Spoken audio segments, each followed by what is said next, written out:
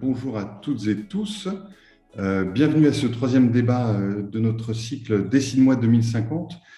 On va parler aujourd'hui d'un thème on ne peut plus d'actualité avec la crise sanitaire en cours, évidemment, mais qui reste un sujet crucial, même par temps calme. Il s'agit de l'exercice de leur libre choix par les personnes âgées fragiles à domicile et en établissement. Évidemment, c'est un droit fondamental qui s'inscrit dans le cadre du droit commun, mais dont l'exercice effectif au sein de cette population peut et doit être préservé, si ce n'est amélioré, surtout dans une société qui a l'air d'aller d'être de plus en plus tentée par la maîtrise et la sécurité. Pour en parler avec nous et même en débattre, nous avons le plaisir de recevoir ce soir la défenseure des droits, Madame Claire Hédon. Madame la défenseure, merci d'avoir accepté notre invitation. Bonsoir. Bonsoir. Et nous recevons également Magali Assor, qui est responsable de la démarche éthique et de la lutte contre les maltraitances pour l'association Les Petits Frères des Pauvres. Yves Kless, président d'ADEF Résidence, qui est un groupe associatif gestionnaire d'établissements médico-sociaux, dont une quarantaine d'EHPAD. Vous êtes par ailleurs avocat. Dominique Monneron, directeur général de la Fondation Partage et Vie, qui gère plus de 120 EHPAD et services, et Pascal Chanvert, président de l'ADEPA, l'association des directeurs au service des personnes âgées.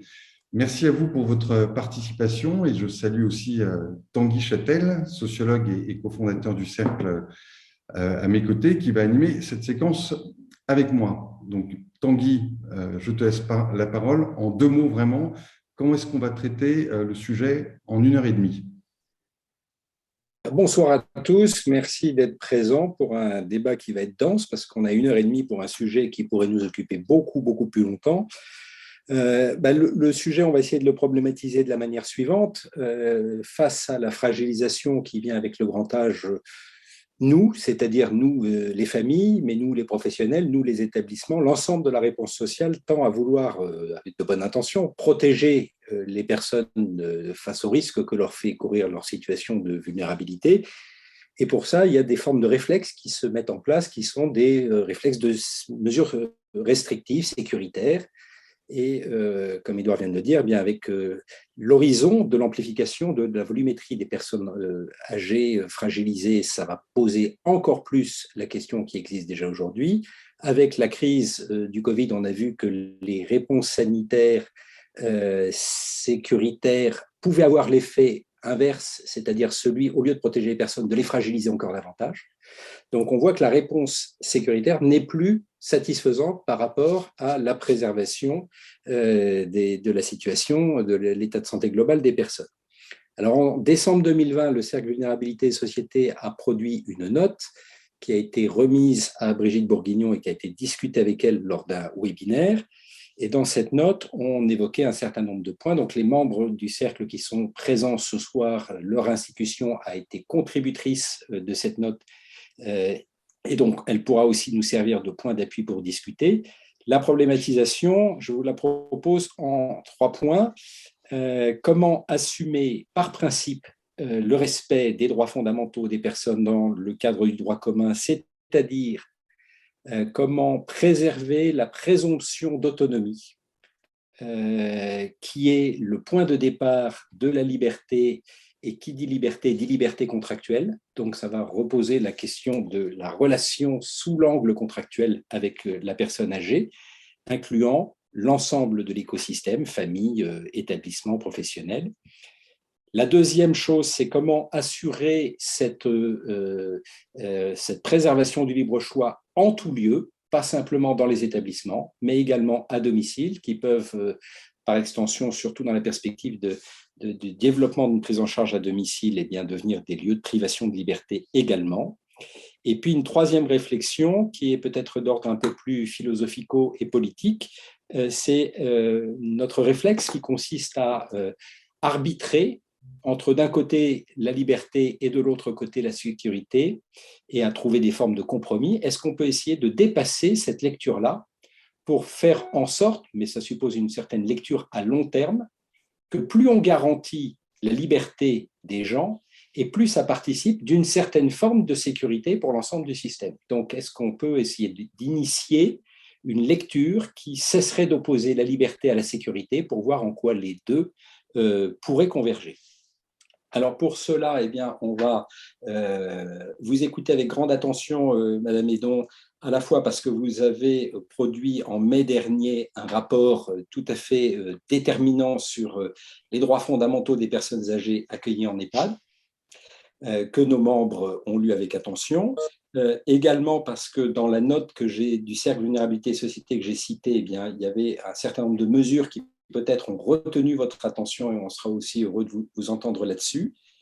Ensuite, eh bien, on donnera la parole à chacun de nos invités, à la fois pour nous faire part de leur lecture de cette problématique sous une double interrogation. Aujourd'hui, quel est pour vous le principal obstacle à la préservation et au respect du libre choix des personnes âgées?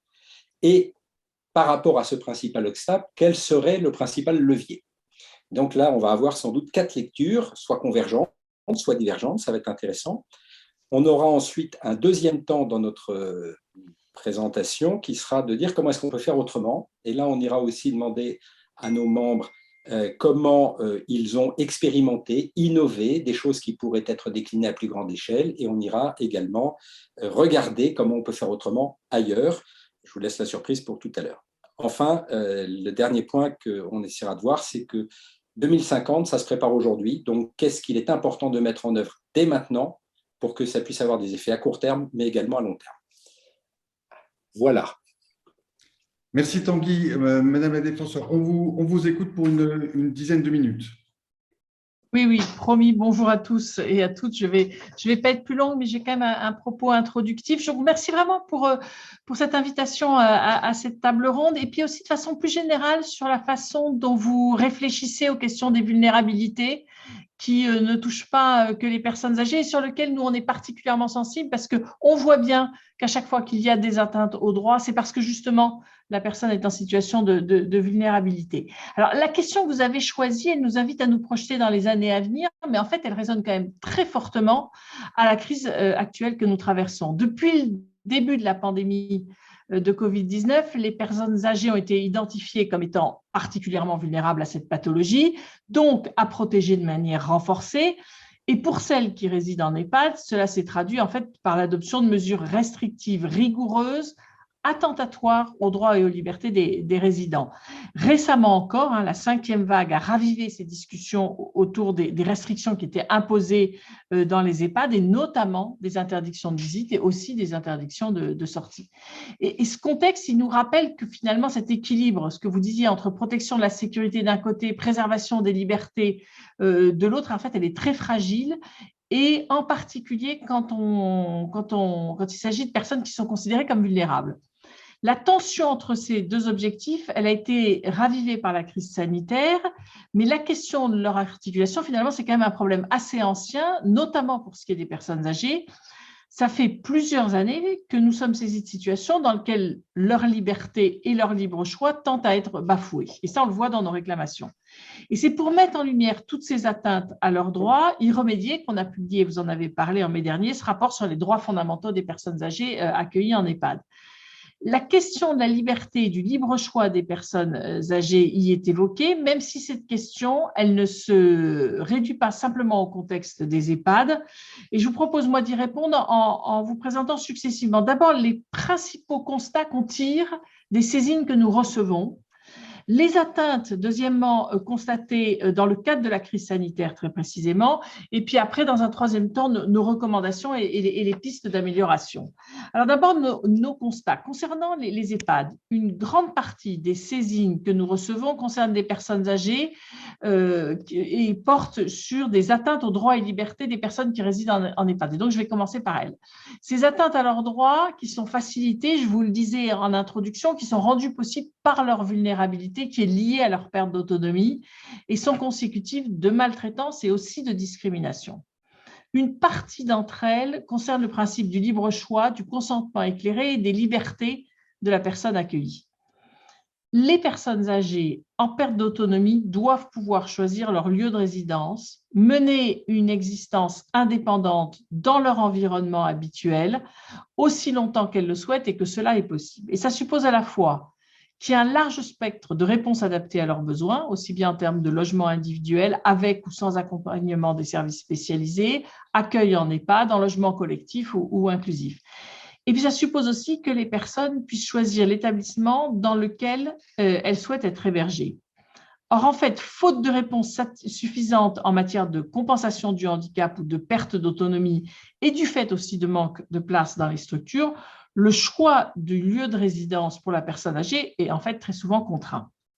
Et ce choix risque d'être peu éclairé car peu d'établissements proposent un hébergement temporaire qui finalement offrirait la possibilité d'alterner des séjours en EHPAD et au domicile. Et pourtant, cet hébergement permettrait à la personne de se familiariser avec le lieu et puis finalement de prendre une décision qui soit davantage éclairée, un peu en connaissance de cause. De manière générale, les saisines que nous recevons montrent que le consentement éclairé des personnes accueillies est insuffisamment recherché. Le Code de l'action sociale et des familles prévoit que la personne accueillie en établissement doit pouvoir exprimer son consentement éclairé quant aux conditions et aux modalités de sa prise en charge et aussi de son accompagnement.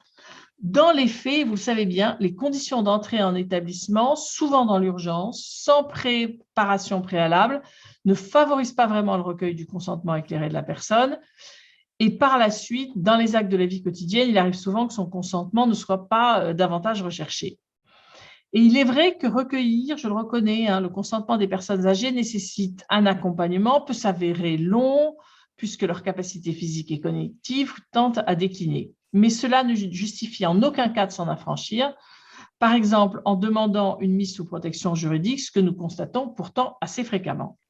Nos saisines montrent que la recherche du consentement de la personne est mise à mal par de nombreuses pratiques. D'abord, l'absence d'informations claires et compréhensibles. Deuxièmement, l'élaboration du projet personnalisé sans finalement la participation du résident. La position systématique de couches sans considération de la situation de chaque résident. Et enfin, quatrièmement, l'organisation de repas qui tiennent compte seulement des contraintes organisationnelles de l'établissement et pas de la personne. Or, toute personne, quel que soit son degré d'autonomie, a le droit d'exercer son libre arbitre pour toutes les décisions qui concernent sa vie. Ce libre arbitre doit aussi pouvoir se manifester dans la liberté d'aller et venir. Toute personne accueillie en EHPAD, y compris celle qui présente un besoin accru de surveillance en raison, par exemple, d'une maladie ou de troubles cognitifs, a le droit de circuler librement. Or, les réclamations qui nous sont adressées révèlent fréquemment des atteintes à la liberté d'aller et venir des résidents, tant d'ailleurs pour circuler au sein de l'EHPAD que pour en sortir. Et ces réclamations dénoncent par exemple des interdictions de se rendre dans la chambre d'un autre résident ou d'aller au restaurant avec des amis sans qu'aucune contre-indication médicale n'ait été posée. Par exemple, le recours à des dispositifs de géolocalisation qui n'est encadré que par des recommandations de bonne pratique ou par celles de la CNIL. Et enfin, les recours à des mesures de contention physique ou médicamenteuses utilisées notamment pour pallier le manque de personnel ou l'inadaptation de l'établissement à l'état de la personne. Ces restrictions sont parfois imposées au nom de la sécurité des résidents, mais le plus souvent, ce sont en fait des contraintes organisationnelles de l'établissement qui en sont à l'origine. Et vraiment, je voudrais insister sur ce point, parce qu'au-delà des actes individuels, les atteintes aux droits que nous constatons sont surtout le fait de carences de l'organisation liées à la pénurie de professionnels, à la rotation importante, à l'épuisement et au manque d'encadrement. Et ce point-là est vraiment très important. La grande majorité des professionnels font de leur mieux, avec un engagement, il faut le redire, qui doit être salué. Mais le manque de moyens ne leur permet pas toujours d'accompagner les résidents comme ils le devraient et aussi d'ailleurs comme ils le souhaiteraient. Alors, en dehors des EHPAD, il arrive que les personnes âgées soient confrontées à des atteintes à leur liberté et à leur choix dans d'autres contextes. C'est précisément ce que nous avons voulu documenter dans une étude qui a été publiée en octobre dernier. Cette étude repose sur une enquête qui est réalisée auprès de 2500 personnes âgées de 65 ans ou plus vivant à domicile et de 15 aidants de personnes âgées en perte d'autonomie. Les résultats font apparaître plusieurs obstacles qui peuvent empêcher les personnes âgées d'exercer leur liberté. D'abord, des difficultés administratives liées entre autres à la dématérialisation des démarches ou aussi à des défauts de réponse. Deuxièmement, une stigmatisation et des discriminations qui d'ailleurs ne sont pas perçues comme telles par les personnes âgées, mais qui renforcent aussi leur exclusion. Et enfin, un manque d'information, une faible connaissance des possibilités de recours et un isolement accru. Tous ces phénomènes peuvent aussi décourager les personnes et les amener à renoncer à leurs droits. Il ressort ainsi de l'enquête que 14% des personnes âgées de plus de 65 ans abandonnent leur démarche en cas de difficulté. Et ce chiffre monte à 22% quand on parle des personnes âgées de 85 ans et plus. Le deuxième point que je voulais aborder avec vous, c'est les effets de la crise sanitaire. Ces différentes atteintes au libre choix et aux libertés des personnes âgées, qui ne sont pas exhaustives d'ailleurs, nous les constatons depuis plusieurs années, mais effectivement, depuis près de 2 ans, elles sont nettement aggravées par la crise, et en particulier ce que nous observons dans les EHPAD. Je reviens sur la question de la liberté d'aller et venir des personnes accueillies en EHPAD, qui a été là encore largement entravée. Si les restrictions de circulation concernaient l'ensemble de la population du 17 mars au 11 mai 2020, le déconfinement, en revanche, s'est opéré très inégalement entre les résidents en EHPAD et le reste de la population. À partir du 11 mai, on a très vite été alerté sur des maintiens de restrictions de circulation au sein des EHPAD, notamment pour les accès aux espaces extérieurs, jardins, patios, pour rendre visite à son conjoint résident dans l'établissement ou pour aller voter, par exemple, au second tour des élections municipales.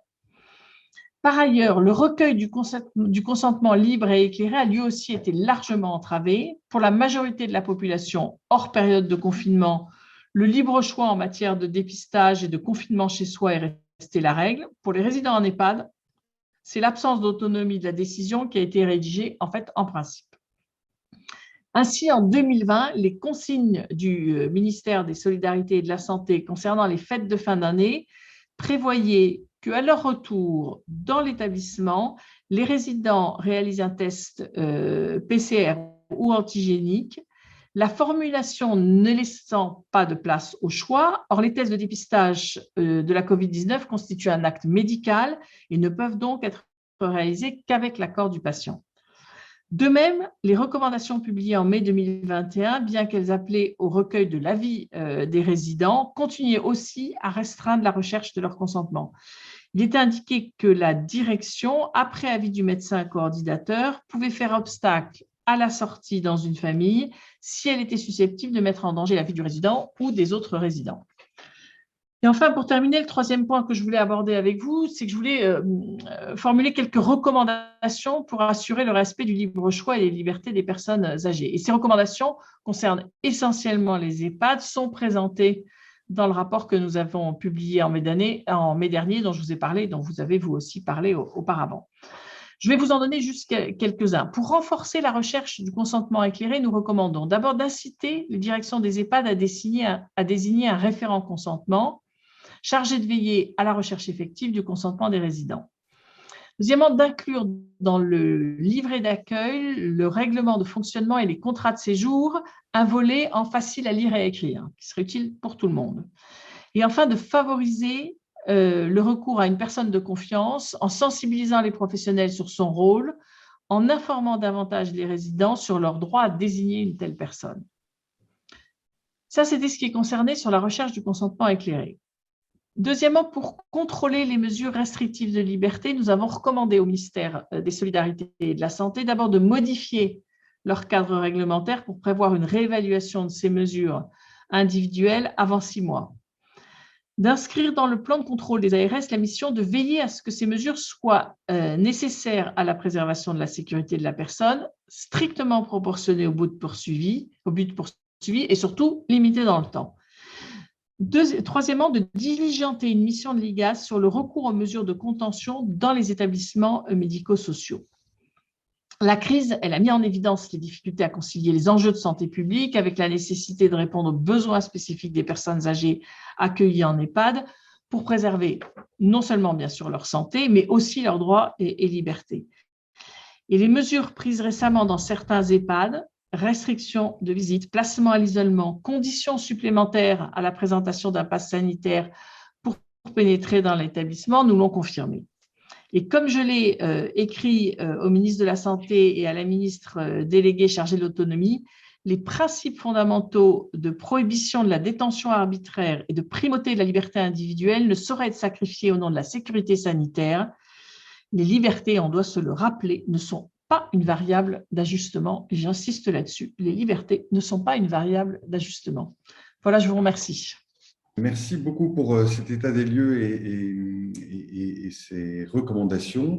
Nous allons donc tout de suite ouvrir les échanges ou le débat avec les intervenants, à qui je vais demander, en précisant vraiment que les prises de parole doivent être courtes pour qu'on puisse respecter ce que Tanguy nous a concocté.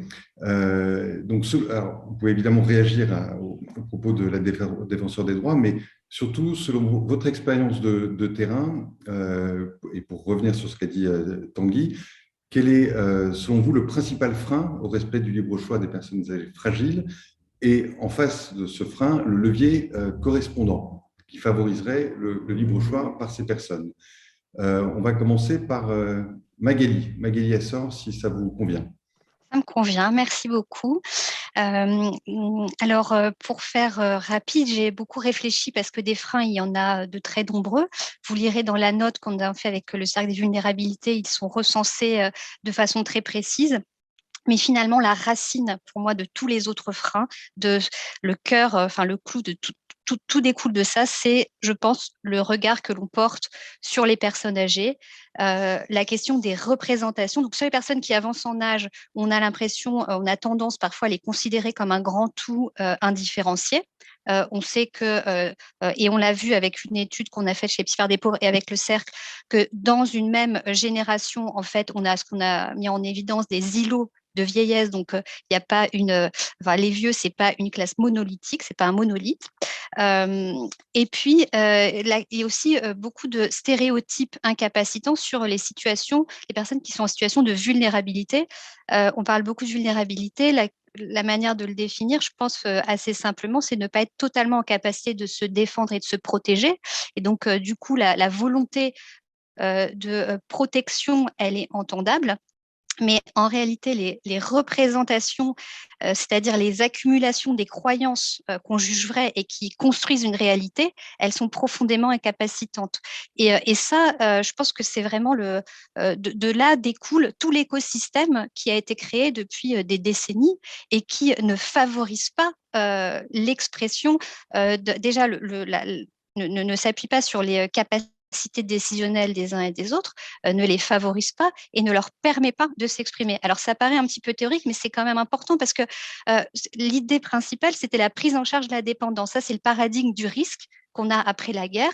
Il y a un certain nombre de risques dans la vie, dont la dépendance, qui va se concentrer sur des pertes fonctionnelles, et on va mettre en place tout un système pour compenser ces déficiences fonctionnelles. Donc, à partir de là, on va faire une évaluation de ces pertes fonctionnelles, et puis on va apporter une approche très institutionnelle, et va naître l'idée de l'EHPAD sur un modèle très inspiré, en tout cas déjà architecturalement parlant, des hôpitaux, qui ne ressemblent pas vraiment à des maisons, mais voilà, à une succession de chambres avec des couloirs comme ça.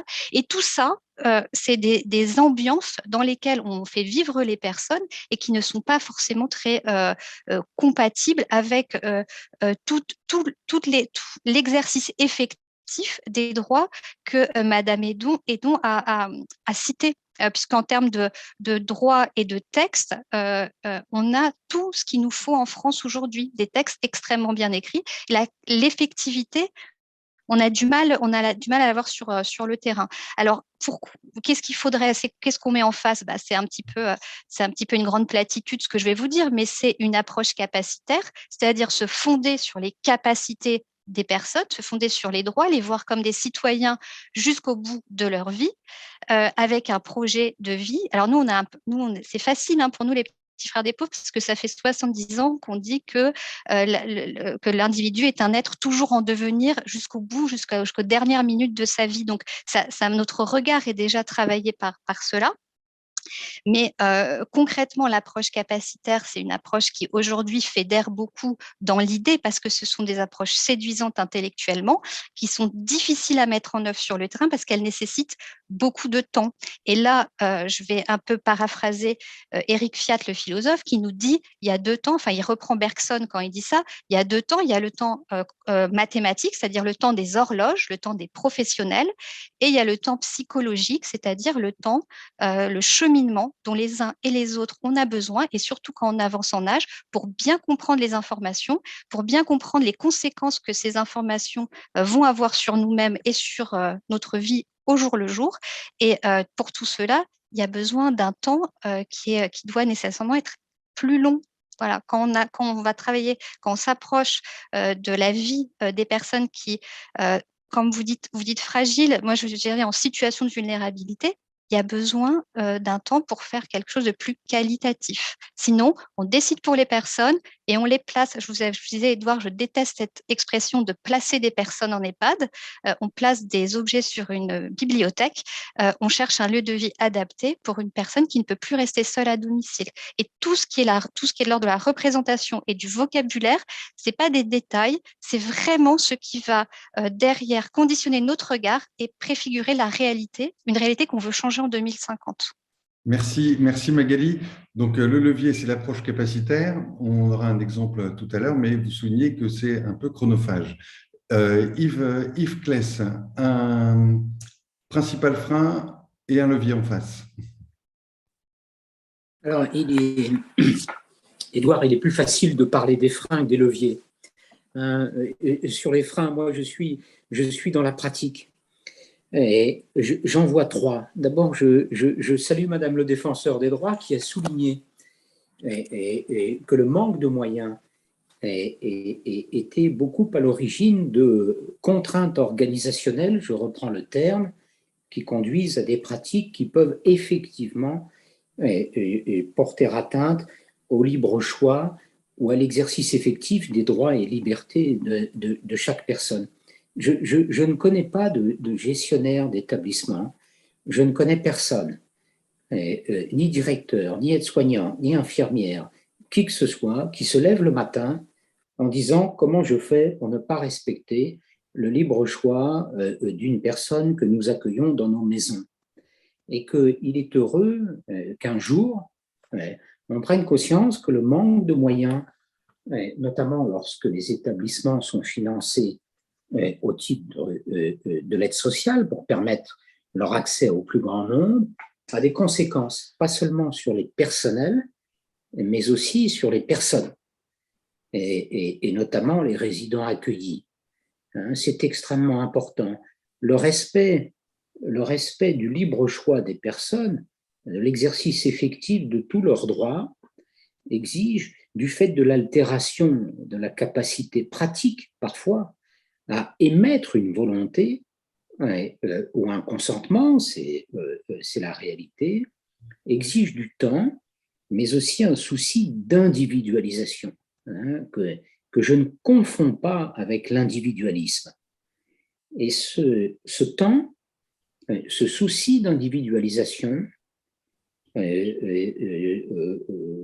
cette interdiction de recourir à la contention parce qu'il n'y a personne, ni le remplaçant du titulaire ne vient pas, contrairement à son engagement, et bien il va de soi que le premier levier, c'est le manque de moyens, le premier frein, c'est le manque de moyens, et donc le premier levier sera la prise en compte de ce qu'il faut pour cela, du temps, de l'individualisation, et finalement admettre que personne ne viole volontairement les droits et libertés de qui que ce soit dans les maisons.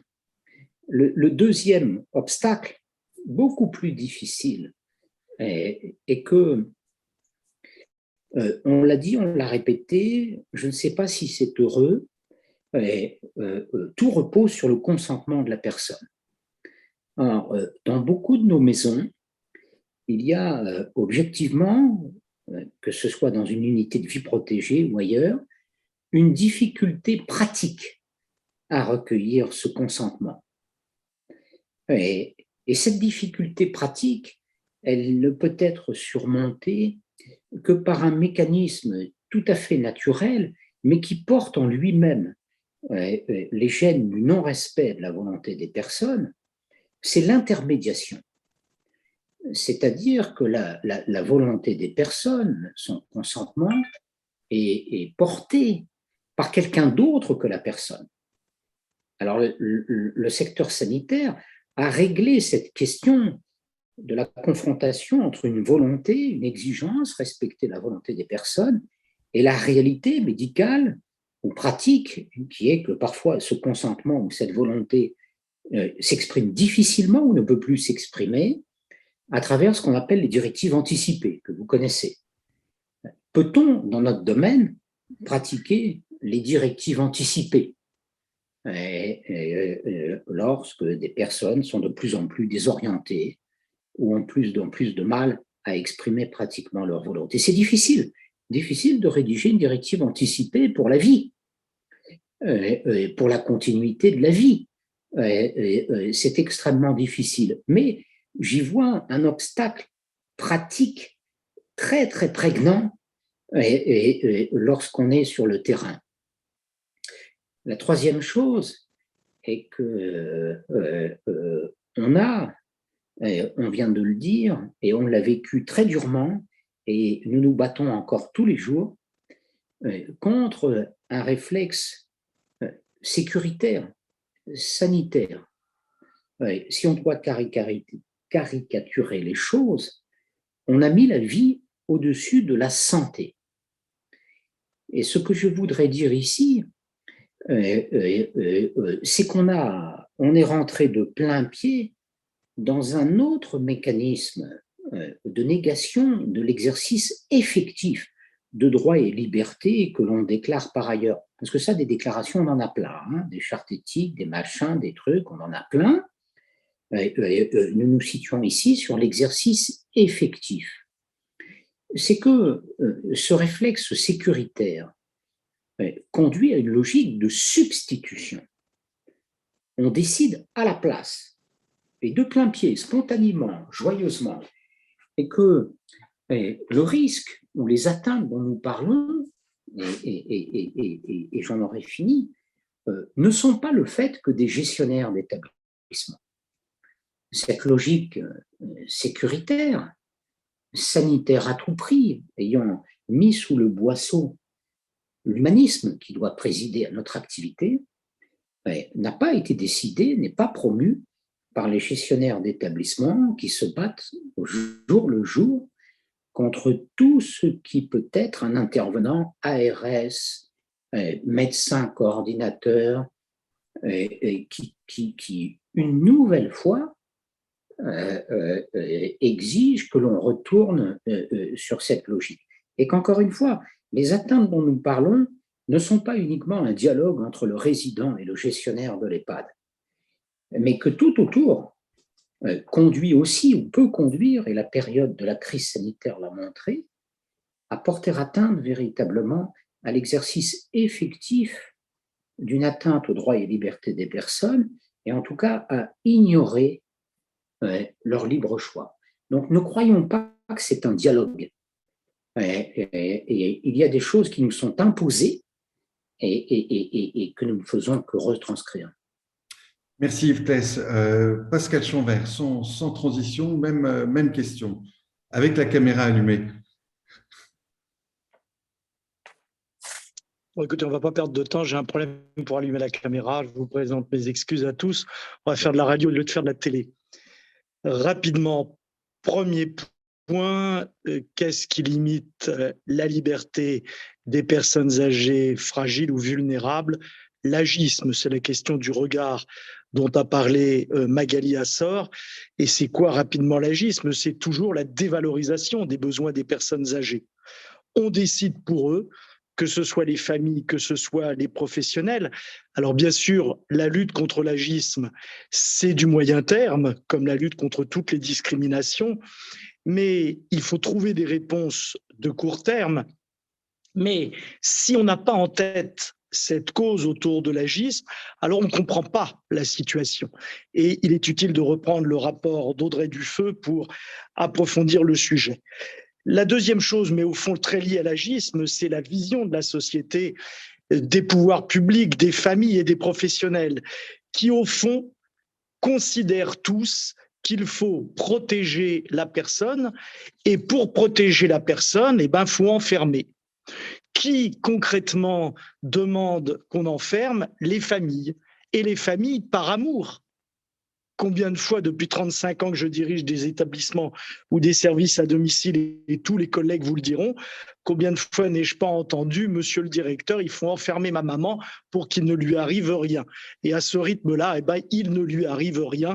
Et on s'étonne après, dans cette situation, qu'elle ait les yeux hagards et qu'elle développe au fond des comportements iatrogènes dus précisément à l'enfermement, que ce soit à domicile et en établissement. N'oublions jamais aujourd'hui qu'en dehors de tout principe constitutionnel, quand on ouvre un établissement pour personnes âgées en France, les représentants de l'État et du département viennent vérifier qu'il y a bien un espace pudiquement appelé sécurisé, qui est en clair un espace où on enferme les personnes âgées.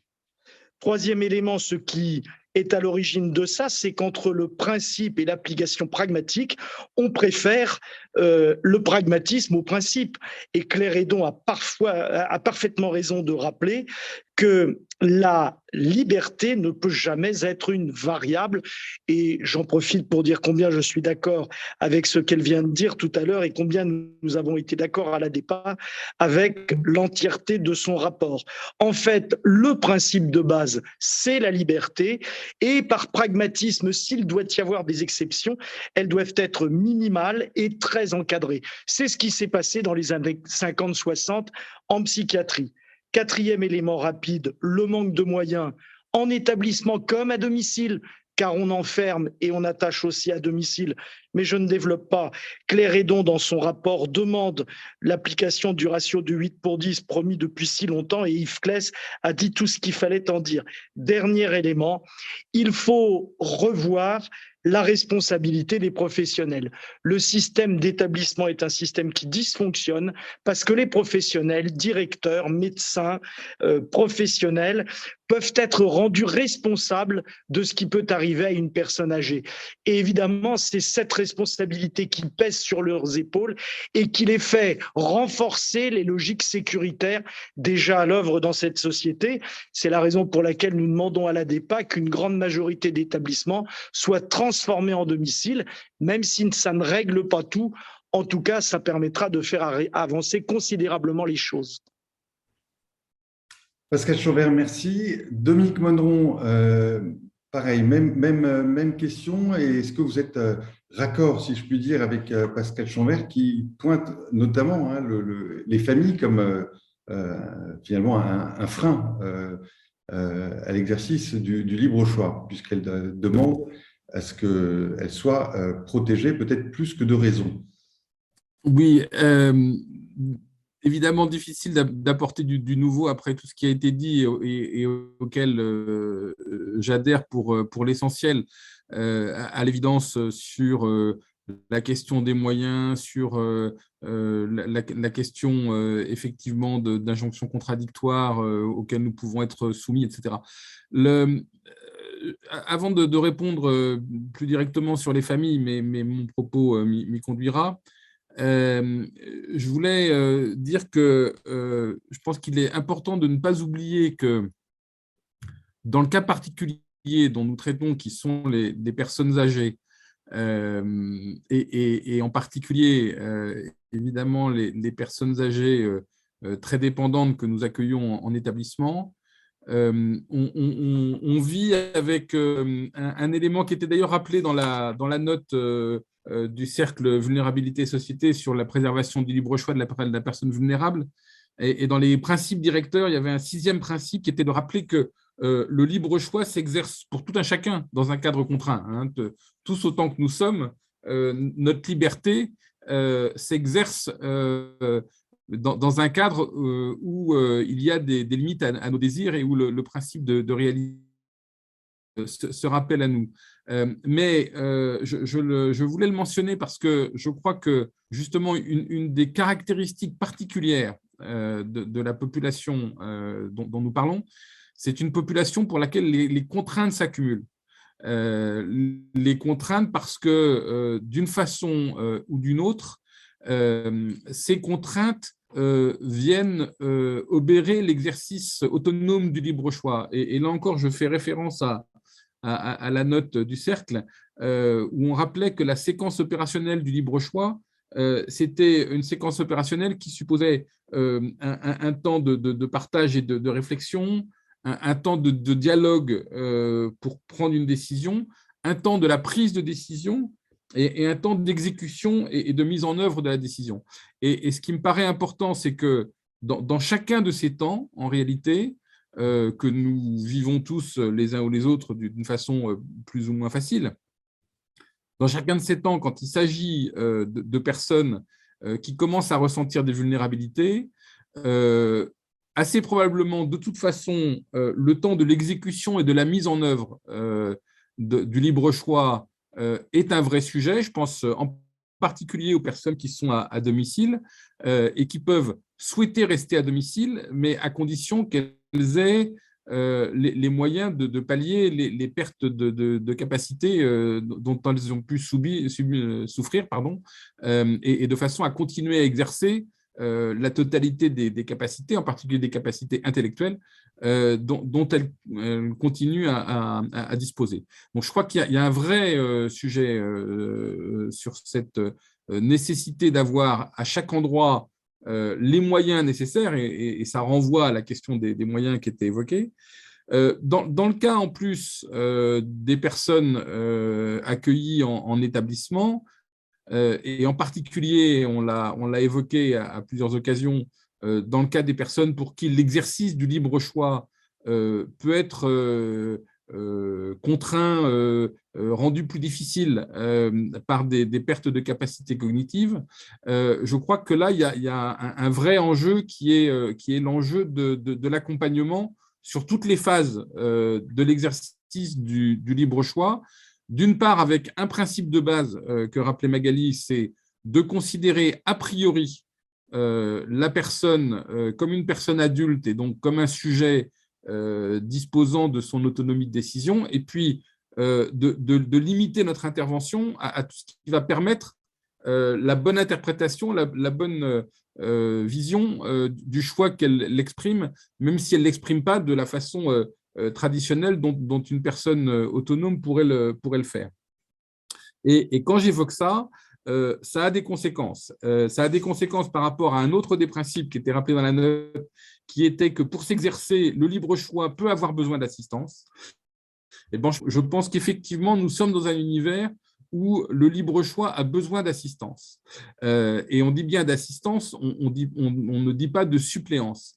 Et donc, ça veut dire que le principal obstacle, c'est justement ces handicaps à l'expression du libre choix ou à l'exercice du libre choix, et que les principaux leviers à mettre en place, ce sont des leviers qui vont permettre de faciliter l'assistance. Alors, pour en venir à ça, j'en viens à quelques éléments. Il y a bien sûr, et nous y sommes tous revenus, et donc on va se permettre d'insister, les moyens nécessaires, parce que dans la mise en œuvre du libre choix, permettre des choix divers, ça suppose des moyens nécessaires pour répondre à ces demandes diverses. Deuxièmement, l'assistance, c'est aussi une assistance à la prise de décision, à la compréhension de la décision. Je rejoins ce qu'a dit Madame la défenseur des droits à propos de l'accessibilité de nos documents et du fait qu'ils soient disponibles en facile à lire et à comprendre. Je pense que c'est une piste qu'il faut travailler. Et donc, cette assistance à la décision, elle suppose un état d'esprit qui est un état d'esprit d'accompagnement de la personne et de ne pas faire à la place de la personne, mais d'aider la personne à faire par elle-même autant que possible. On rejoint entre autres des principes d'approche tournée vers la personne, en particulier la méthode Montessori que nous souhaitons développer au sein de Partage et Vie.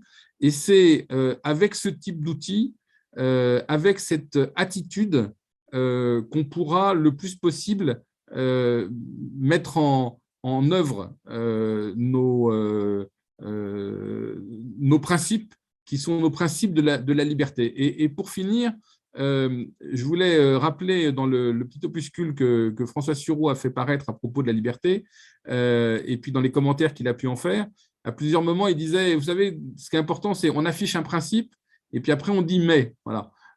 Et en fait, tout est dans le « mais », et tout est extrêmement contraint par le « mais ».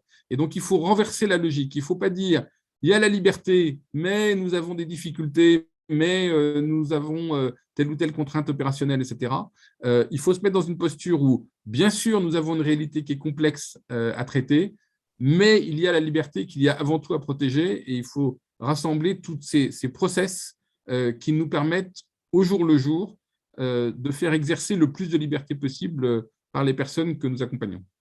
Merci beaucoup, Dominique. Vous avez évoqué la méthode Montessori. Est-ce qu'il y a, à votre connaissance, Magali, Yves, Pascal et Dominique, est-ce que vous avez en tête une expérimentation qui fonctionne, évidemment, et qui pourrait être, selon vous, source d'inspiration et voire dupliquée par d'autres acteurs, et qui favoriserait donc l'exercice du libre choix? Concrètement. Moi, je veux bien. Oui. Concrètement, oui. je voudrais vous partager des exemples pour vous parler d'hiver, de vacances, d'œufs sur le plat et de plateaux de fromage. Et vous regarderez ce qui vous convient le mieux. Madame Hédon a parlé de l'hébergement temporaire et je pense que c'est très important aujourd'hui de rappeler ce type de dispositif, puisque souvent nous, ce qu'on dit aux personnes qu'on nous accompagne, c'est de toute façon, vous n'avez pas le choix. En fait, il n'y a pas le choix. Vous devez aller en EHPAD, vous êtes tombé, vous êtes en soins de suite et puis après, vous allez en EHPAD. En fait, il n'y a pas le choix. Et donc, nous, depuis de nombreuses années, on essaye de renverser cette logique-là et du coup, on a beaucoup investi sur l'hébergement temporaire, non pas avec des places dans un EHPAD pour que la personne s'habitue à vivre en EHPAD, mais en tant que dispositif complètement autonome, c'est-à-dire qu'en hiver, on avait des établissements, des maisons de vacances, par exemple, qui n'étaient pas trop utilisées l'hiver et on les a transformées en lieu d'hébergement temporaire. Pourquoi je vous raconte ça? Parce que finalement, les personnes âgées, elles peuvent venir passer l'hiver, et je pense beaucoup au milieu rural, dans une collectivité, et en n'étant pas trop loin de chez elles, donc elles peuvent retourner à domicile, chercher des affaires si elles ont besoin, etc. Et du coup, elles passent l'hiver avec nous. Et en fait, on s'est rendu compte à la longue que ça favorisait le maintien à domicile beaucoup plus longtemps. Et puis aussi, effectivement, ça permet de voir comment on vit en collectif, dans un établissement collectif, et de voir si ça peut nous convenir ou pas. Ça, c'est pour l'hiver. Pour vous parler de l'été, des choses très simples, parce que là, on parle beaucoup des droits et c'est fondamental, mais concrètement, qu'est-ce qu'on se dit derrière? Avec Dominique Monroe, on s'est retrouvés dans d'autres lieux, on parlait de la vie bonne ou de l'éthique des petites choses du quotidien. Donc, en fait, c'est quoi la vie, en fait, La vie, c'est quoi? C'est quand vous vous réveillez le matin, vous faites un certain nombre d'activités qui vous conviennent et qui font que le soir, vous vous dites « j'ai passé une bonne journée ».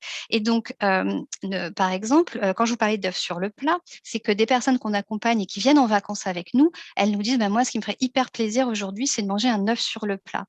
Pourquoi? Ça, c'est à part une anecdote, mais parce qu'en fait, dans leur établissement, à cause d'un certain nombre de contraintes de sécurité alimentaire, ou en tout cas, peut-être pas de contraintes en tant que telles, mais la lecture que certains font de ces contraintes et de cette réglementation, qui est peut-être parfois plus restrictive que la norme, eh bien, il faut que des personnes peuvent, par exemple, plus manger d'œufs sur le plat, parce qu'il y a un risque alimentaire. Donc, nous, tout ça, on s'est posé les questions, on s'est dit qu'est-ce que c'est que bien vivre quand il nous reste quelques années à vivre, quand on a déjà, comme le disait Dominique, je suis tout à fait d'accord, les personnes très âgées, elles ont déjà par leur physiologie qui bouge, qui évolue, des contraintes qui sont incontournables. Donc, charge à nous de rendre tout le reste beaucoup plus plaisant et beaucoup plus léger. Et puis, après, la question des vacances. Moi, je veux en parler absolument parce que c'est quoi d'avoir une belle vie? C'est pas juste d'attendre le temps qui passe sur l'horloge et de prendre ses médicaments. C'est aussi d'avoir des temps agréables. Et par exemple, il n'y a pas du tout de politique publique sur les vacances pour les personnes du grand âge, parce qu'on nous dit mais c'est pas possible, on peut pas les emmener, elles sont trop dépendantes, il n'y a pas le choix. Ça, c'est pas vrai. Nous, on travaille beaucoup avec des personnes qui sont très, très dépendantes, en prenant très, très en amont toutes les contraintes de leur vie quotidienne pour leur permettre de s'extraire de leur quotidien, ne serait-ce que 3 jours, ça fait un bien fou. Et puis après, je m'arrête et sur mes exemples qui paraissent un peu ras des pâquerettes, mais finalement, la vie, c'est tout plein de petits détails. Le plateau de fromage, c'est un exemple que l'on prend beaucoup chez nous. En vacances, par exemple, on propose aux personnes qu'est-ce que vous voulez manger, qu'est-ce que vous choisissez sur votre plateau de fromage. Et elles nous répondent ce que vous voulez. Et ça paraît une anecdote, mais en fait, on se rend compte que si on ne soutient pas au quotidien les capacités décisionnelles sur des toutes petites choses, finalement, ces capacités-là, elles s'éteignent. Et donc ça, c'est une attention au quotidien, dans la manière de formuler les choses, dans la manière de proposer des choix. Non pas, je vais venir faire votre toilette à telle heure, mais à quel moment ce serait plus simple et possible pour vous d'avoir cette toilette. Alors là, je sais que là, toutes les personnes du terrain vont me dire, mais nous, sur le terrain, c'est pas comme ça. Je veux dire que j'étais responsable RH pendant 8 ans d'établissements médico-sociaux. Donc, le terrain, je le connais aussi. Mais du coup, je pense que c'est quand même important de s'atteler à ce qu'on aimerait pour nous dans les années à venir. Et par exemple, pendant 10 ans, on a bataillé au sein des petits frères des pauvres parce qu'on voulait ouvrir une colocation pour des personnes atteintes de la maladie d'Alzheimer. Pendant 10 ans, on nous a dit c'est pas possible. Et finalement, cette maison, elle s'est ouverte avec une prise de risque collective, une colocation à responsabilité partagée, une implication des familles, des bénévoles, des aides à domicile, un montage qui est ambitieux, mais finalement qui permet une qualité de vie des personnes, ce qui permet aux personnes d'avoir la vie qui leur semble convenir le mieux. Voilà. Merci Magali, merci beaucoup. Pascal Chaubert, pour peut-être un autre exemple. Oui, je vais répondre à la question de l'exemple, mais je voudrais avant un peu faire une remarque liminaire en disant que bien sûr qu'il faut promouvoir ce qui fonctionne bien. Mais il ne faut pas en rester là, parce que promouvoir ce qui fonctionne bien par exception, c'est laisser entendre que dans les autres établissements et services à domicile, on n'a qu'à faire la même chose. Et c'est oublier qu'on est profondément dans une société agiste qui pousse à l'enfermement. Et c'est bien ça qu'il faut remettre en cause. Que des équipes, des directeurs, des médecins, des professionnels se battent contre la société pour avoir une vision non incapacitaire, pour reprendre l'expression de Magali Assor, et pour faire en sorte qu'un certain nombre de choses qu'elle dit se fassent, c'est pas normal. Il n'est pas normal que les professionnels aient à se battre contre la société pour mieux servir les personnes âgées. Je vais, ceci étant, une fois qu'on a dit ça à mon tour, citer 2-3 exemples. Un premier exemple que nous encourageons beaucoup à la DEPA, c'est les directeurs d'établissement qui disent si la dame ou le monsieur, mais majoritairement des dames, désorientées, manifeste le fait après un entretien où elle est seule face à un psychologue qui a une pratique de l'écoute de gens qui ont des troubles cognitifs, si la dame ou le monsieur manifeste qu'elle ne veut pas entrer en établissement, elle n'entre pas. Et ça, c'est la base de toute liberté. De même, des responsables de services à domicile qui disent si la dame dit « je ne veux personne chez moi », alors nous ne commençons pas l'accompagnement à domicile. Mais là encore, c'est compliqué parce qu'on voit bien que ces professionnels, ils doivent aller à rebours de toute la société. Donc le travail à faire, il est bien sûr d'encourager les professionnels à faire cela, mais surtout de faire bouger la société. Il y a actuellement, avec le ministère de la Justice, le ministère de la Santé, un groupe de travail sur la liberté d'aller et venir. Il faut pousser beaucoup plus, dans le sens que nous avons tous dit, parce que nous sommes assez d'accord les uns les autres, pour que la société change de regard. Merci Pascal, mais pour que la société change de regard, pour qu'on change de culture, qu'on passe d'une culture agiste, comme vous dites, à une culture, on va dire, non agiste, quoi de mieux que d'être dans l'action et de faire. Si tu le permets, Édouard, juste pour rebondir peut-être, juste en une seconde, les EHPAD sont sécuritaires parce que la société est sécuritaire. Et finalement, les EHPAD sont le reflet de la société en général. Et je voudrais dire, alors c'est un peu décevant, mais je voudrais vous donner une anecdote pour vous rappeler quelque chose. Ce n'est pas qu'un problème de culture, c'est aussi un problème de nature. La très grande difficulté que nous avons, je vous rappelle, je le rappelle souvent, mais, nous avons tous, vous avez peut-être lu L'Arrache-cœur quand vous étiez adolescent de Boris Vian. La mère des Trumeau, Clémentine, qui est très négligente à la naissance de ces trumeaux. Et elle ne leur donne même pas la tétée. Plus ils grandissent, plus elle les aime. Elle est un peu comme nous à l'égard de nos aïeux. Et à la fin, elle les aime tellement d'un amour obsessionnel qu'elle les enferme dans une cage pour les protéger de tout et que même elle abat le seul arbre qu'il y a dans le jardin. Et donc ce réflexe qui, au nom des meilleures intentions du monde, ça ne concerne pas que les vieux, ça concerne aussi les tout jeunes, vise à ignorer la liberté, ignorer le consentement, ignorer la volonté. C'est quelque chose qui est un penchant le plus naturel du monde. Et pour vous dire l'ampleur de la tâche, voire l'impossibilité ou la difficulté, c'est que le seul moyen qu'ont trouvé les trumeaux pour se libérer, c'est la limace bleue. Donc, finalement, on se bataille avec des plaisirs minuscules et des petites gorgées de bière ou des œufs, mais en fait, il nous faudrait une limace bleue. Et que celui qui trouvera la limace bleue, eh bien, aura résolu un problème qui n'est pas que culturel, qui est un problème naturel. Pour protéger, on se substitue à la personne et on met au second plan ce qu'elle veut. Et c'est ce que le dilemme et la discussion qui est introduite par un propos introductif, peut-on avoir plus de sécurité avec plus de liberté? C'est pas facile, ça. Merci Yves Claes. Dominique Monneron, très rapidement. Oui, c'est promis, Édouard. Juste, je pense que sur la question de la substitution là, que vient d'évoquer Yves, ça me permet aussi de parler de la question des familles. Je pense qu'on a un vrai sujet qui est que il faut assister sans se substituer à la personne. Ça veut donc dire une capacité d'écoute qu'évoquait Pascal, d'ailleurs avec les psychologues, etc., qui est un principe extrêmement important aussi au sein de Partager Vie, en particulier au moment de l'admission. Et puis ça suppose, parce qu'on ne pourra pas empêcher d'avoir des proches, d'avoir de l'entourage qui accompagne les personnes, d'avoir bien clarifié le rôle de cet entourage pour éviter qu'on se retrouve avec non seulement une, mais une multitude de visions de ce qu'il faudrait faire pour la personne, alors que justement, il faut simplement l'accompagner et se préoccuper de son bien-être. Et donc, de ce point de vue-là, je pense qu'il y a une vraie clarification juridique à faire aujourd'hui sur les droits éventuels des familles, mais aussi les devoirs qu'elles ont de respecter la personne accompagnée.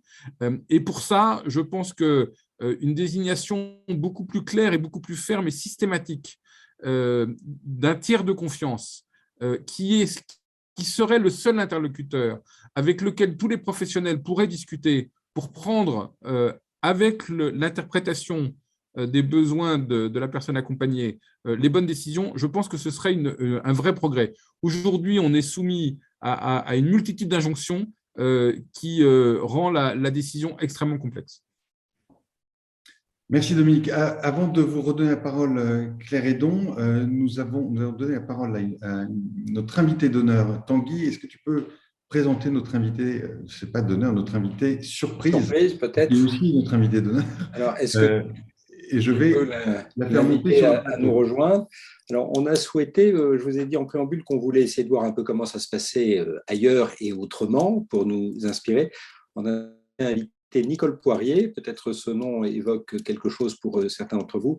Nicole est une psychologue de formation québécoise qui a fondé la maison Carpe Diem à Trois-Rivières, qui est à mi-chemin entre Montréal et Québec, Et dans cette maison, Nicole a non seulement développé une pratique, mais elle a aussi conceptualisé une méthode qui permet, c'est ce qui nous a particulièrement intéressés, j'ai eu la chance d'y aller plusieurs fois, de trouver une voie où les libertés et les capacités priment dans la mesure du possible sur le réflexe sécuritaire. Donc, Nicole, bonjour. Est-ce que tu peux brancher ta caméra? Ah, voilà Nicole, super. On a eu des jeux de connexion pendant toute la durée de ce webinaire, mais maintenant c'est réglé. Nicole, merci déjà d'être là à distance. Et est-ce que tu peux déjà peut-être nous faire un certain retour d'étonnement sur la manière dont ici en France nous appréhendons cette question et puis nous dire quelques mots sur cette méthode qui existe depuis maintenant de nombreuses années au Québec, mais que tu déploies aussi de plus en plus dans d'autres pays et notamment en France. Oui, merci beaucoup Tanguy, merci tout le monde, bonjour. En réaction, je vous dirais qu'on vit les mêmes enjeux ici au Québec, au Canada, particulièrement depuis la pandémie.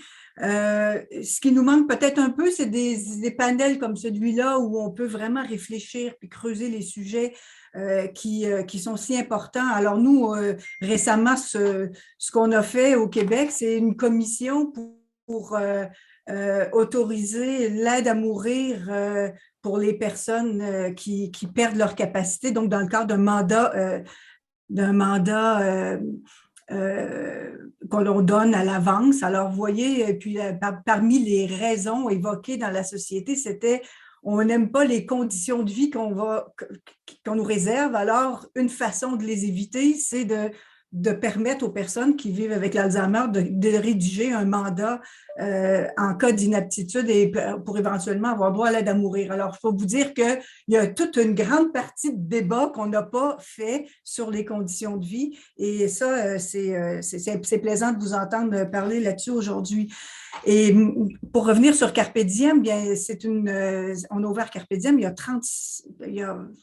en 1995, mais ce n'était pas sur un coup de tête, c'était vraiment après 10 années de recherche. Moi, ma première expérience a été dans une résidence que j'avais fondée dans notre maison familiale et c'est à travers cette expérience-là que j'ai réalisé qu'on pouvait, dans des établissements comme les hôpitaux, attacher des personnes, les enfermer, les attacher avec de la médication aussi. Puis je ne savais pas que ça existait. À l'époque, je n'avais pas fait d'études en psychologie puis en management. Et puis, cette situation-là m'a un peu révoltée, m'a beaucoup révoltée. Puis là, je suis allée auprès du gouvernement et j'ai travaillé sur une recherche-action qui avait été financée par le ministère de la Santé pour comprendre les besoins en psychogériatrie. Alors, cette recherche-là québécoise que j'ai pilotée en 1994 m'a amené à penser un projet d'hébergement au gouvernement qui était très différent d'un premier projet que j'avais eu plus tôt.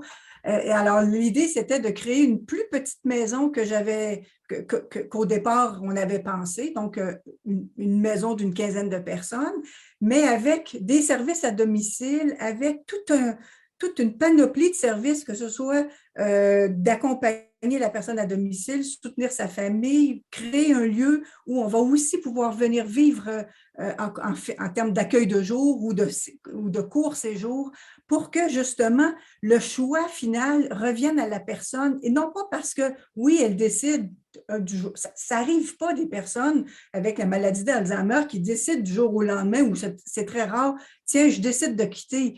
Qu'est-ce qu'ils vont. Puis on peut bien dire on respecte leur choix, mais ils ont quand même besoin, ces personnes-là, d'être accompagnées à domicile. Quand elles ferment la porte à tout le monde, ce n'est pas toujours parce qu'elles n'ont pas besoin, c'est parfois parce que la façon dont on rentre dans la maison, la façon dont le système est organisé, qui multiplie les intervenants, c'est incompatible avec la réalité de la personne qui a des troubles de mémoire, des troubles de reconnaissance des visages. Alors, évidemment, elle a raison de mettre tout le monde dehors, puis elle a raison de ne pas avoir envie de déménager. Donc, l'idée, c'était de créer une organisation qui allait favoriser ce lien de confiance avec la personne, avec sa famille, et puis tranquillement sur la durée, amener la personne à avoir envie de venir et elle-même décider que oui, ça me tente de venir essayer un soir, 2 soirs, pour que finalement, elle trouve plus sécuritaire d'être dans cette maison qui est un prolongement du domicile que d'être chez elle. Et c'était ça qu'on proposait. Puis les freins, vous avez parlé des freins, mais c'était des freins administratifs parce que le système, il est fait de sorte que les enveloppes sont toutes compartimentées et ça atterrit en services compartimentés qui ne se parlent pas les uns les autres. Et qui est-ce qui paye pour ça à la fin? C'est l'utilisateur, c'est la personne qui dit, mais ça ne répond pas à mes besoins. Et puis, je suis d'accord qu'il faut respecter le choix de ne pas vouloir de services, mais il faut aussi se remettre en question puis se dire, peut-être que c'est la façon dont on offre les services. Les gouvernements au Québec, on injecte des millions de dollars en soutien à domicile et ça ne change pas. Ça reste que les personnes qui ont des troubles cognitifs représentent 80% des demandes d'hébergement. Pourquoi? Parce qu'on ne change pas les façons de faire. Il y a des carcans administratifs qui sont maltraitants et qui font que nous, on ne peut pas faire de miracle quand on est un intervenant. Alors nous, à Carpe Diem, on a réussi à faire un bras de fer sur des années en disant on ne bougera pas sur ces principes de continuité et de décloisonnement à la fois des enveloppes, mais aussi des rôles dans la maison. On a voulu faire casser tous ces rôles compartimentés, ces chasses gardées entre les uns, les autres, la hiérarchie, et mettre plus de polyvalence, plus de souplesse, et que les mêmes intervenants qui sont dans la maison puissent accompagner les gens à domicile bien avant leur arrivée pour que ça se fasse en douceur et qu'on ne se retrouve pas avec des personnes qui, avec raison, ont envie de partir et puis qu'on appelle après, qu'on nomme après ça qu'on dise qu'ils sont fugueurs. Alors, ils ne sont pas fugueurs. L'idée, c'est de leur dire, donnons-leur envie de rester. Ils vont peut-être avoir moins envie de fuguer. Même l'hiver, à moins 40 aujourd'hui au Québec, on a une porte dans la maison. Il y a plusieurs portes, mais il y a une porte qui est toujours déverrouillée le jour. Cette porte-là, elle est tout près de la cuisine où il y a toujours quelqu'un en permanence. Et puis, je vais vous dire qu'une personne qui se sent angoissée ou qui veut vérifier si elle peut sortir, elle rouvre la porte. Je vous jure qu'elle ne va pas loin, à moins 40, elle revient. Puis parfois, c'est juste pour dire, je m'en vais prendre un peu d'air, il y a de la pression dans la maison, je peux pousser la porte, sortir. Et ce qu'on a essayé de faire, en fait, ça a été de dire, est-ce qu'on peut bâtir notre organisation sur des droits? Des droits, bon, qu'on peut dire fondamentaux, mais la liberté, c'est important, mais ne pas l'opposer à la sécurité. Comment on peut faire pour faire vivre les deux en même temps sont aussi importants l'un que l'autre? Comment on peut ne pas opposer milieu de vie avec milieu de soins? Souvent, on nous dit « Ah, mais c'est un ou l'autre ». C'est pas vrai. On peut avoir une vraie maison avec pas de symbole institutionnel, avec des vrais soins professionnels, sans que qu'on se sente entrer dans un hôpital. Donc, on peut avoir une vraie maison dans laquelle on reçoit des soins. On peut aussi avoir beaucoup de convivialité, pas nécessairement de blues et tous ces symboles-là, sans heurter le professionnalisme. Ça peut cohabiter convivialité avec professionnalisme. Donc, ce qu'on a choisi de faire, c'est que la vie, elle soit organisée pour que les gens puissent, on parlait d'autonomie, maintenir leur autonomie dans la vie naturelle d'une maison. Donc, on ne fait pas des ateliers cuisine ou des ateliers piano ou des ateliers de zoothérapie, pianothérapie, tout ça. L'idée, c'est que tout ça soit incrusté dans la maison et que ça fasse partie du quotidien. Et puis, un bel exemple, je trouve, c'est avec la pandémie, c'est qu'avec la pandémie, j'ai vu des milieux où on m'a dit « Oh, on ne peut plus faire d'activité, on ne peut plus faire d'art-thérapie, on ne peut plus faire rien, on ne peut plus faire de cuisine ensemble à cause des règles. » Puis je me suis dit, mais à Carpe Diem, ça a été notre digue contre la pandémie parce qu'on ne peut pas enlever la cuisine de la maison parce que la vie est faite comme ça. Il a fallu qu'on s'organise pour que la vie continue auprès des résidents de la maison sans que la sécurité soit compromise. Donc, on n'a pas pu... Alors, ça a été de dire, bien, on va mettre l'accent sur la formation du personnel, sur le soutien du personnel, sur la complicité avec les familles. Je vous donne juste 2 exemples parce que je sais que je ne veux pas prendre trop de votre temps, mais… Encore vraiment 15 secondes, parce que là, il faut qu'on avance, malheureusement. Bon, ben, je vais Donnez-nous un juste prendre exemple, un 2 dernier exemples exemple. vécus cette semaine. Il y a un homme qui vient depuis plusieurs années à Carpe Diem, puis il retourne à la maison. Mais lui, on lui offre, on pense que ça serait le temps qu'il vienne vivre à Carpe Diem, mais il ne veut pas. Alors, qu'est-ce qu'on fait? On respecte ce choix, mais on accentue les services à domicile.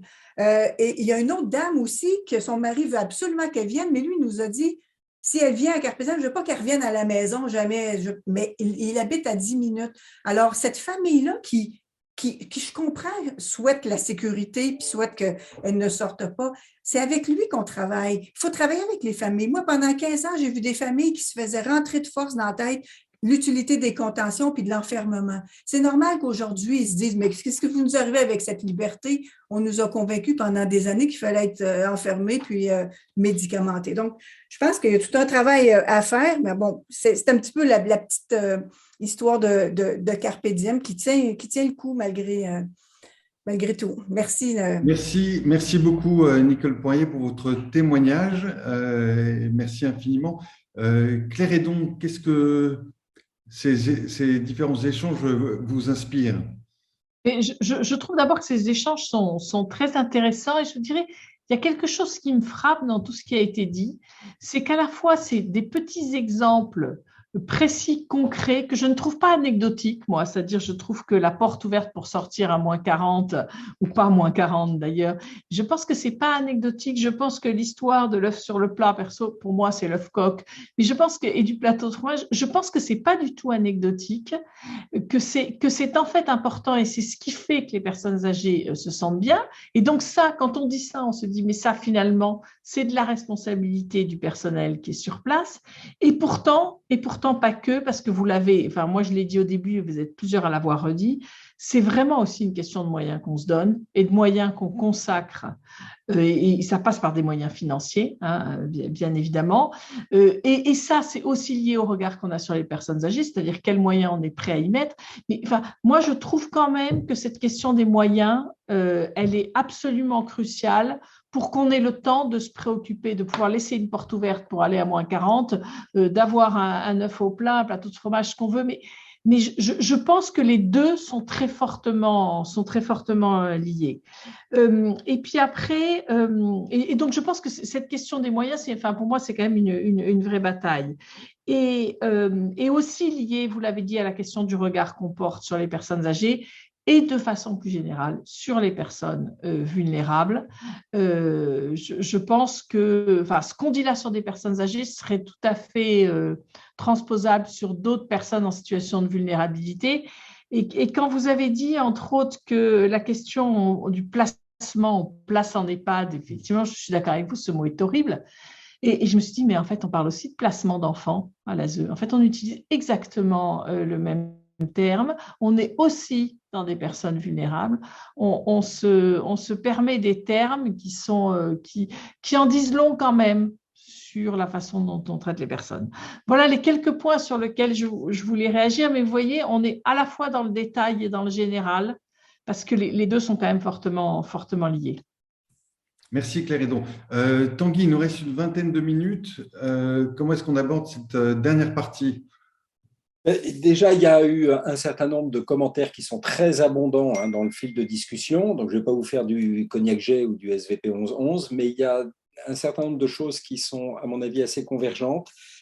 Moi, j'entends qu'on a beaucoup parlé on a parlé de personnes de confiance. Dans le fil de discussion, on parle de personnes de confiance, d'ailleurs.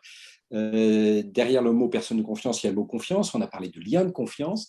Et moi, il me semble que la réflexion, elle est tendue entre un réflexe de défiance, de méfiance, que la personne libre pourrait abuser ou commettre un certain nombre de choses. Comment est-ce qu'on fait pour construire avec la confiance, avec la personne de confiance, avec la relation de confiance? Donc, il y a beaucoup de choses qui sont aussi dites autour de cette liberté qui repose sur une forme de capacité à contractualiser, pas au sens juridique, mais au sens de s'accorder, de trouver les moyens. Ce que j'ai bien aimé dans ce que dit aussi Nicole, c'est que c'est que ça que j'ai entendu, le fait de donner la liberté à quelqu'un ne veut pas dire qu'il va en abuser, ne veut pas dire qu'il va se mettre à faire n'importe quoi de cette liberté. Donc ça, je trouve ça intéressant. Et puis la question du milieu de vie, plutôt que d'avoir, c'est aussi ce que disait Yves Claes tout à l'heure, on a privilégié la santé sur la vie, comment est-ce qu'on réintègre la question du milieu de vie? Donc dans les dernières minutes qui restent, une quinzaine de minutes, je trouve que c'est l'enjeu qu'on avait imaginé pour cette séquence, c'est de se dire comment est-ce qu'on peut, à l'horizon 2050, préparer dès maintenant des conditions qui font droit à la liberté tout en garantissant la sécurité. Comment est-ce qu'on peut arriver à dépasser le réflexe d'opposition, le réflexe de défiance qu'on a et qui nous fait penser que la liberté est un facteur de risque? Comment vous avez envie de réagir? Alors là, la parole est ouverte, me semble-t-il, du coup, là-dessus. Je veux pas multiplier les interventions, mais il faut d'abord prendre conscience, ça a été très bien dit, que la liberté est source d'insécurité lorsque la personne est vulnérable. Il y a parmi les commentaires, et ça avait été dit par un de mes confrères, il y a parmi les commentaires une question tout à fait pertinente. C'est quel risque accepte-t-on de prendre pour respecter la liberté d'autrui et pour respecter la volonté d'autrui? Alors, bien évidemment, je veux dire, s'il s'agit de manger des œufs au plat, on ne prend pas de risque, il n'y a pas de problème. S'il s'agit de laisser une porte ouverte par moins 40, on ne prend pas de risque. Après, il faut essayer par plus 15. Parce que toute la question de la non-respect des droits, libertés, de la volonté de la personne, c'est d'abord, et je crois que Madame la défenseure des droits l'a dit, la question de la liberté d'aller et venir, la contrainte au déplacement. Et donc, on a vu. Alors, je ne suis pas du tout sûr que les réponses soient les mêmes, selon qu'il s'agit d'ouvrir des lieux fermés ou de fermer des lieux ouverts, ce que nous avons connu pendant la crise sanitaire. Mais en tout cas, je pense que faire, pour le juriste en tout cas, faire de la liberté de l'un un élément de la sécurité de l'autre, c'est une idée très paradoxale dont j'ai du mal à prendre la mesure. Concrètement, si l'on ouvre toutes les portes des EHPAD à tout le monde, ce que chacun voudrait ici, c'est un idéal. Le directeur prend un risque. L'institution prend un risque. Ce risque aujourd'hui, et un de nos intervenants l'a dit, est de nature pénale. Lorsque le Premier ministre dit au moment de la crise sanitaire que finalement, fermer, pas fermer, accueillir les familles, c'est de la responsabilité, le mot est employé, du directeur, alors même qu'il nous explique dans son dernier ouvrage que la responsabilité pénale paralyse l'action publique. Tout est dit. La question, c'est quelle est la part de risque, le droit au risque qu'on est capable de consentir aux institutions et aux personnes qui les font vivre en termes de responsabilité civile, de responsabilité pénale, pour permettre d'aller jusqu'au bout de la logique et de permettre aux gens de sortir, même quand il ne fait pas moins 40. Merci, Yves Claes. Dominique Modron. Oui, merci. Je vais rebondir sur ce que vient de dire Yves, parce que c'était également le sens de mon propos. Il y a une évidence au sein de Partage et Vie, entre autres, qu'on a mené là, dans le cadre de notre réflexion éthique cette année sur le thème, et justement de qu'est-ce que c'est qu'une bonne vie en EHPAD, et une bonne vie en EHPAD, c'est une vie où on peut exercer un certain nombre de choix. Mais surtout, plus profondément, on a rappelé que par construction, la vie était un risque. Et qu'à force, effectivement, de vouloir éviter tout risque ou de reporter le risque sur un tiers, comme le rappelait Yves à propos soit des professionnels, soit des directeurs d'établissement, soit des gestionnaires, c'est introduire immédiatement des limites au libre exercice de la vie. Et donc, je crois vraiment que dans ce domaine-là, il y a des choses à changer.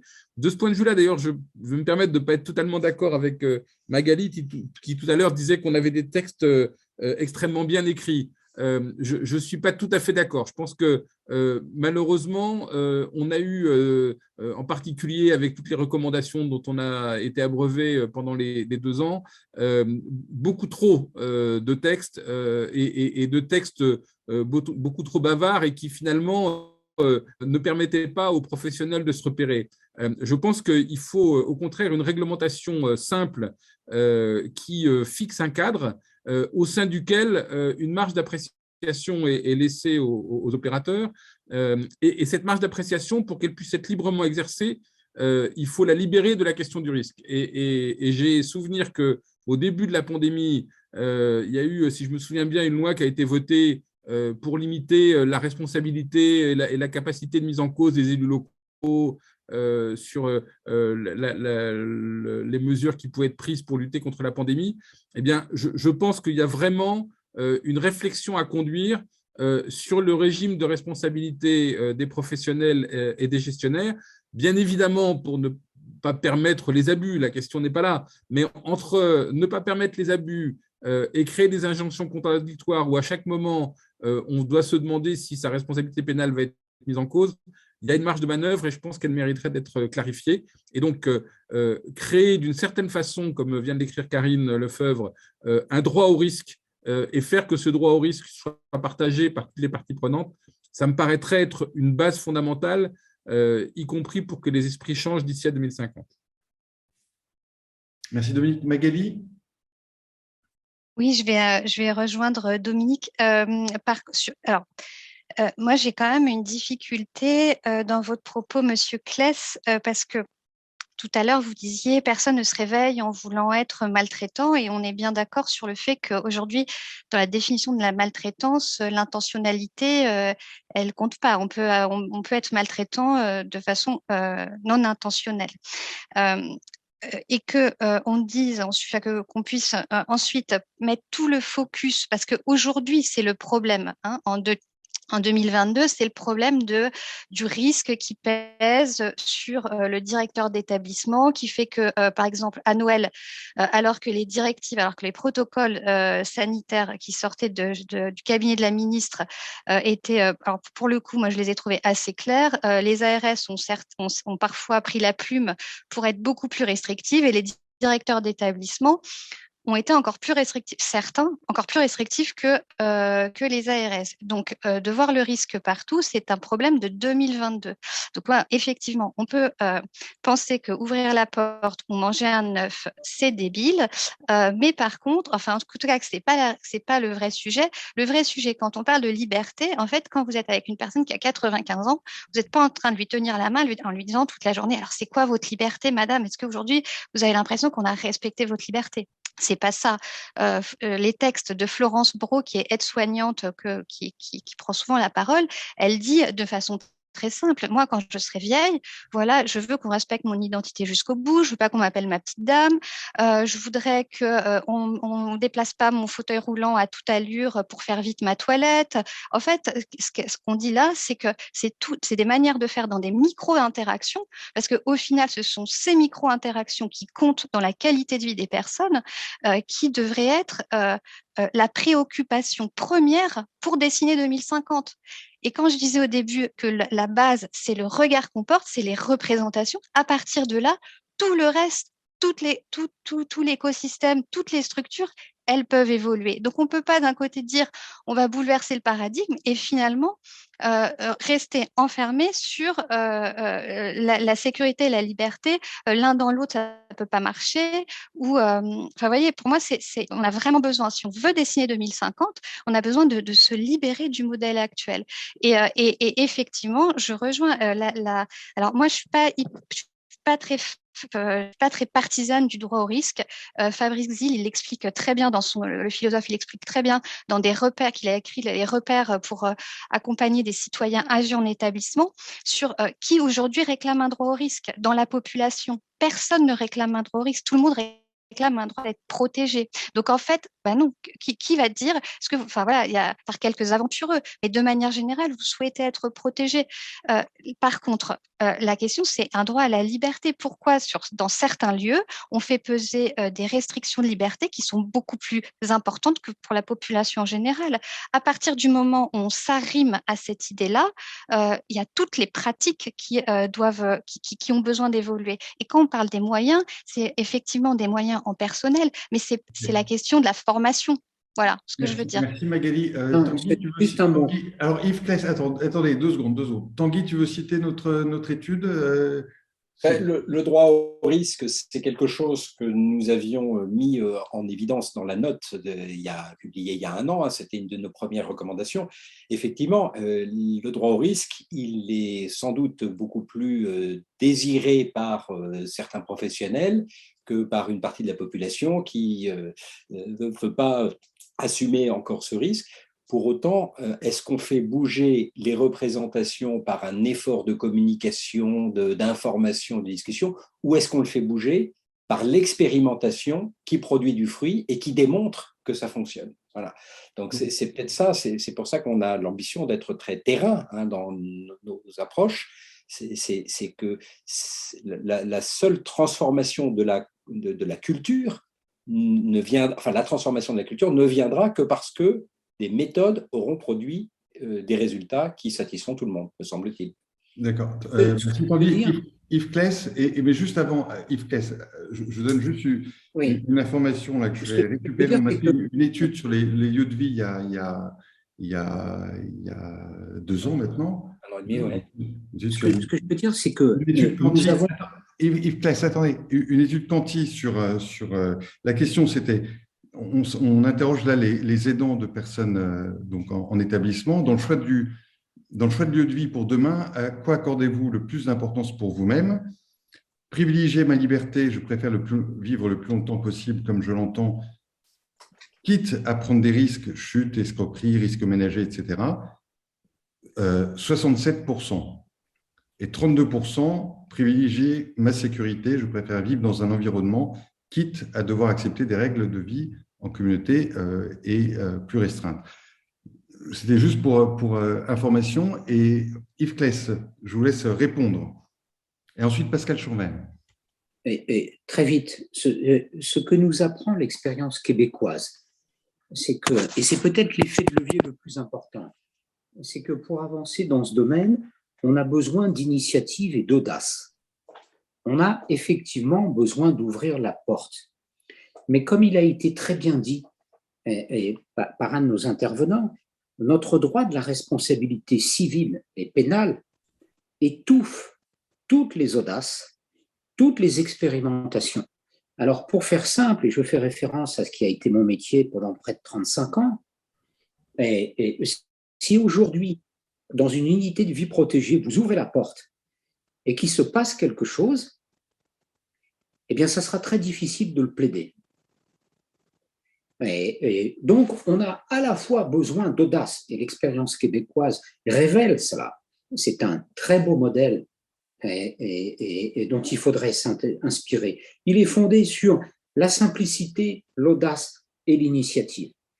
Mais notre droit de la responsabilité individuelle et institutionnelle étouffe cette part d'initiative et d'audace. Je ne sais pas si ça s'appelle le risque, appelons-la l'audace. Et le jour où, en étant audacieux, on ne sera plus traduit devant les tribunaux, où on aura peut-être le sentiment de pouvoir être traduit devant un tribunal, c'est un peu le problème entre l'insécurité et le sentiment d'insécurité, eh bien, je crois qu'effectivement, on pourra prendre le chemin d'un certain nombre d'initiatives qui peut-être pourront ensuite générer des modèles. Merci Yves Claes. Pascal Chanvert, il nous reste 3 minutes, donc vraiment 2 minutes pour Pascal, peut-être 30 secondes pour Nicole, si vous voulez ajouter un mot, et on laisse la conclusion à Claire Hédon. Non, très rapidement, je rejoins parfaitement ce qui a été dit par les intervenants. C'est parce que nous ne croyons pas à la débat que l'on pourra réformer les établissements en diminuant la chape de responsabilité qui pèse sur les épaules professionnelles, que nous en sommes arrivés au terme de longues réflexions et de professionnels qui sont attachés à la liberté des personnes.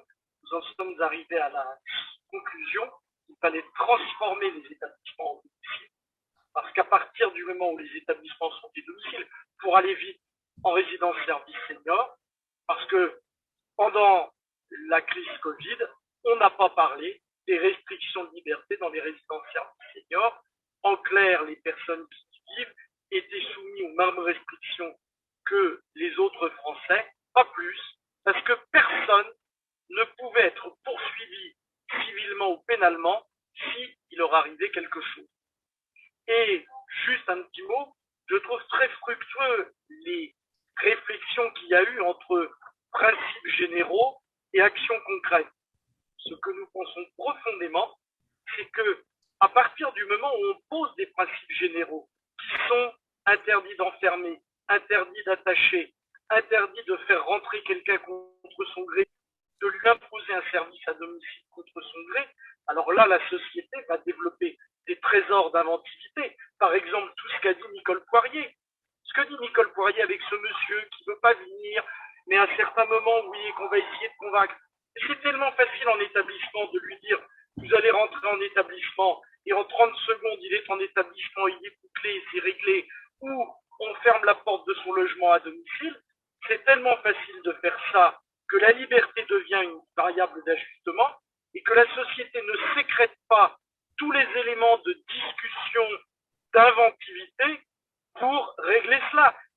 Si on avait respecté vraiment la liberté de sortir de tous les résidents, même avec des troubles cognitifs depuis longtemps, la société aurait fait des progrès considérables en matière de bracelets de géolocalisation, non pas pour empêcher les gens de sortir, mais pour pouvoir les retrouver quand ils sortent dehors, qu'il fait froid et qu'ils peuvent tomber dans un endroit peu visible et donc mourir seuls la nuit.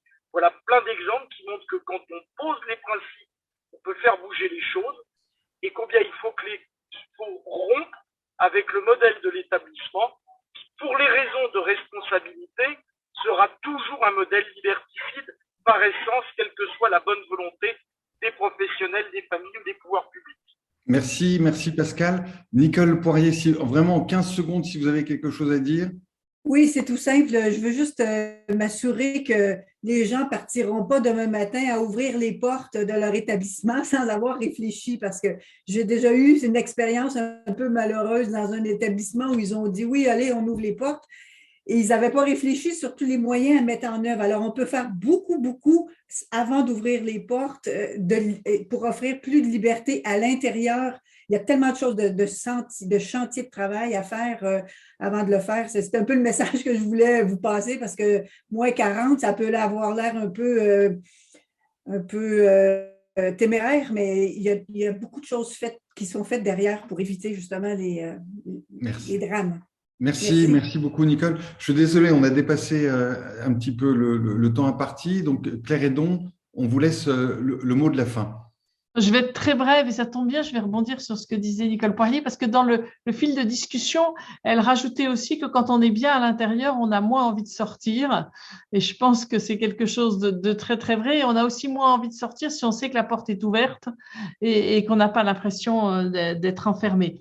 Juste un petit point dont on n'a pas parlé, c'est les conseils de vie sociale sur lesquels nous, on s'était aussi prononcé dans le rapport qu'on a rendu, et sur l'importance que sont quand même des lieux de dialogue où on peut échanger, où les familles peuvent échanger. Et dans les recommandations que vous faites, d'ailleurs, vous insistez aussi sur la médiation et promouvoir les compétences de médiation. C'est aussi des préconisations que nous, on avait fait. Et je pense que c'est un des moyens aussi de faciliter le dialogue avec les familles.